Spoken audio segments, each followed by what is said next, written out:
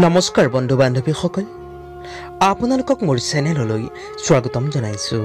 বন্ধু বান্ধৱীসকল, আজি 18 নৱেম্বৰ ডাঙৰ বুধবাৰ, হালধিৰে সন্ধিয়া এই উপায়টি কৰিলে সুখ সমৃদ্ধি ধন ধান বৃদ্ধি হয়।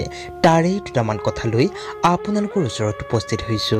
বন্ধু বান্ধৱীসকল, বুধবাৰ দিনটি ভগৱান গণেশৰ দিন হিচাপে মনা হয়। ভগৱান গণেশ হৈছে বিঘ্নকৰ্তা। আমাৰ জীৱনৰ সমস্ত সংকট বাধা বিঘিনি দূৰ কৰি থাকে। জীৱনত যিমানেই বাধা বিঘিনি দুখ সংকট নাহক কিয়, যদি এবাৰ ভগৱান গণেশৰ নাম স্মৰণ কৰি যিকোনো কাম আৰম্ভ কৰে, তেন্তে সকলো বাধা বিঘিনি দুখ কষ্ট সকলো সমস্যাই দূৰ হৈ যায়।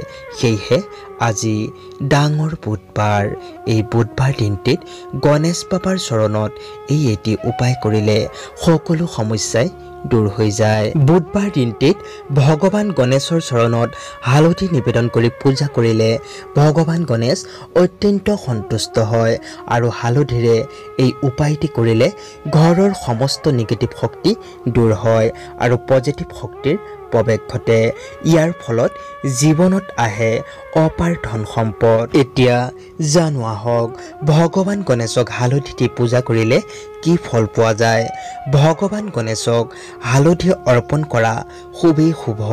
আজি সন্ধিয়া স্নান আদি কৰি শুদ্ধ বস্ত্ৰ পৰিধান কৰি ভগৱান গণেশৰ ওচৰত এটি শুদ্ধ প্ৰদীপ জ্বলাব আৰু ভগৱান গণেশক হালধিৰে তিলক লগাওক। হাতত লাগি থকা হালধিৰে আপুনি নিজে আপোনাৰ কপালত তিলক লগাওক।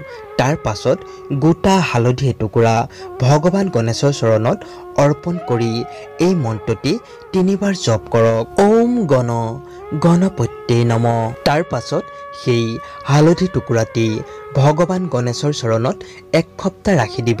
এসপ্তাহৰ পাছত সেই হালধি টুকুৰাটি ভগৱান গণেশৰ চৰণৰ পৰা শ্ৰদ্ধা আৰু ভক্তি সহকাৰে তুলি আনি ধন টকা পইচা ৰখা ঠাইত ৰাখি দিব। এনে কৰিলে ভগৱান গণেশৰ কৃপাত অৰ্থ সমস্যা দূৰ হ'ব, সুখ সমৃদ্ধি বৃদ্ধি হ'ব। আজিলৈ ইমানেই, ধন্যবাদ।